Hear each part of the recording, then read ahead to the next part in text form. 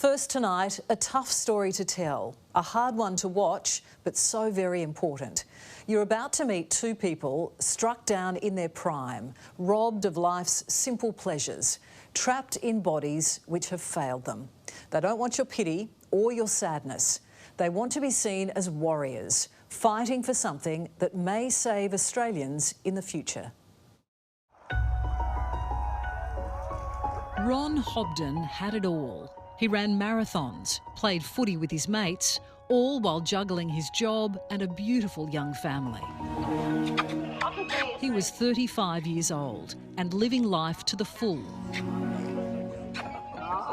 Life was chaotic and loud and wonderful, filled with laughter and dreams and adventures yet to come.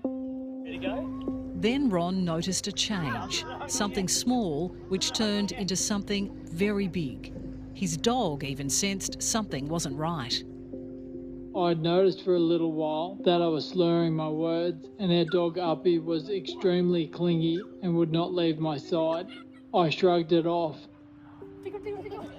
Ron started medical tests and Googled his symptoms, fearing the worst but hoping for the best.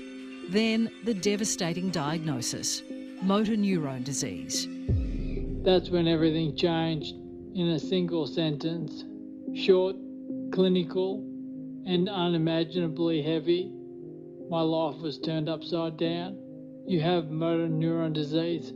I remember sitting in that office, hearing the words but not quite believing them. The neurologist kept talking, but my brain froze.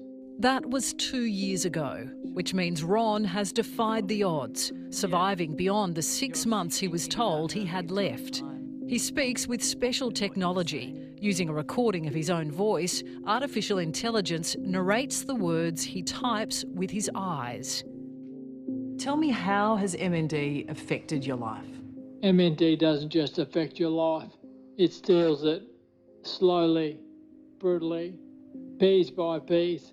It is a relentless disease. It creeps in and takes things from you, first subtly, then savagely.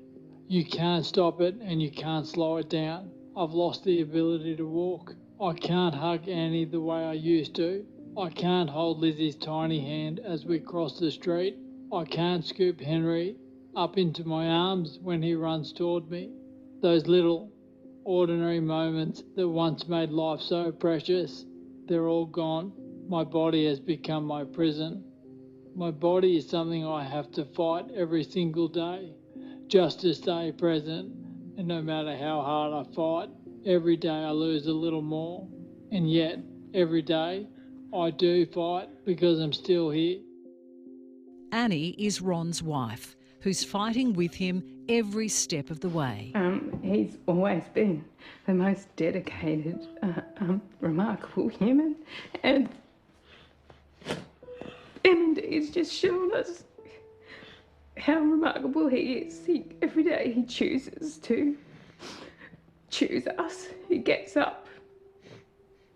He's doing everything possible to stay with us for as long as possible. It's a cruel disease and a hard story to tell. We don't know so much about this disease. We don't know what causes it. We don't have a cure. We don't know what extends quality of life with any real science. Claire Sullivan is the CEO of MND Australia and wants the world to know there is something that can be done. So we actually don't know how many people in Australia have motor neuron disease exactly. We have done some pretty good modelling, and it's about 2,700 in 2025.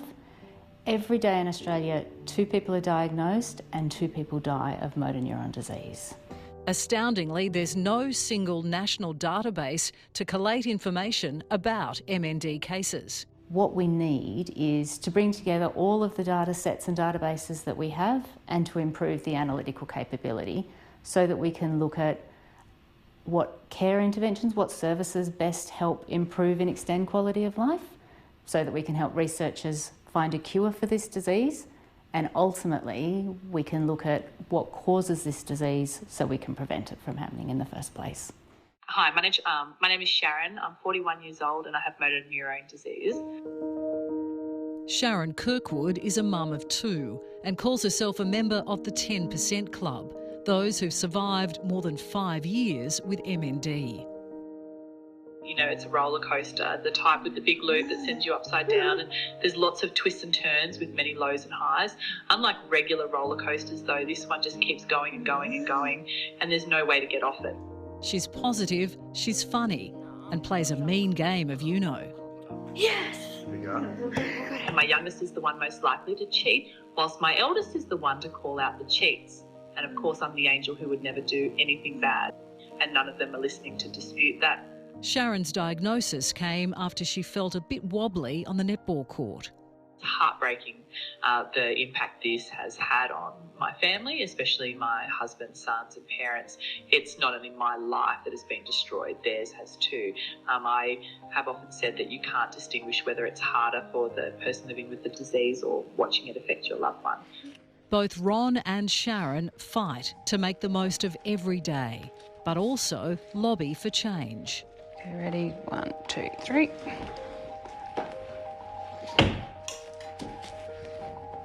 If the registry had already existed, those first overwhelming and terrifying 6 months could have been streamlined and made so much easier.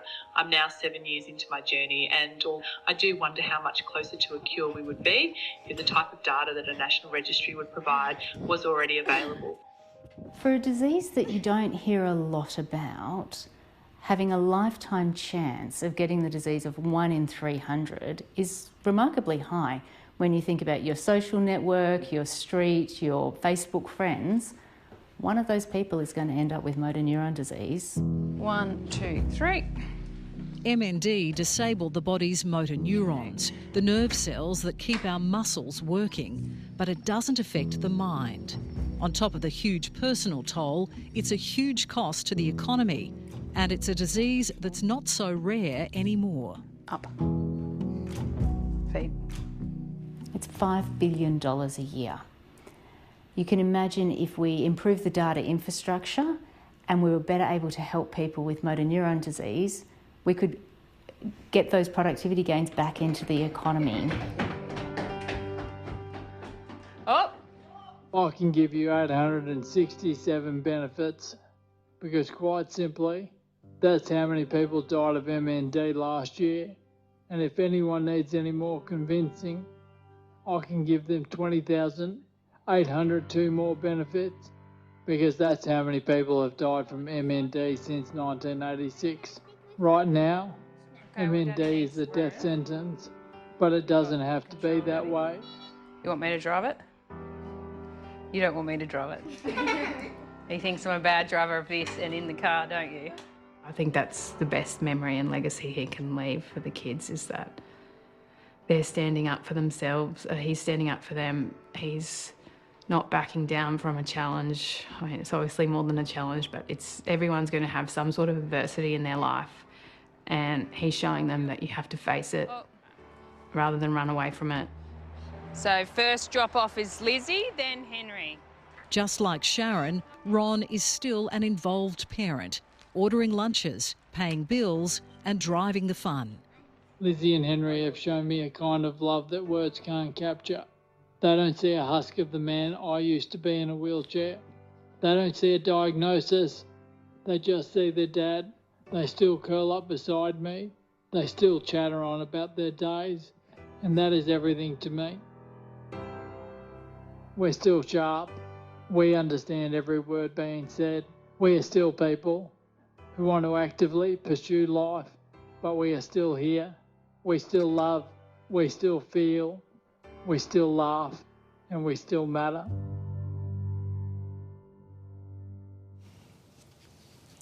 They absolutely matter. And what would really matter is getting a national database set up to help with this horribly cruel disease. Let's hope that Ron and Sharon can keep defying the odds so they can both see that happen.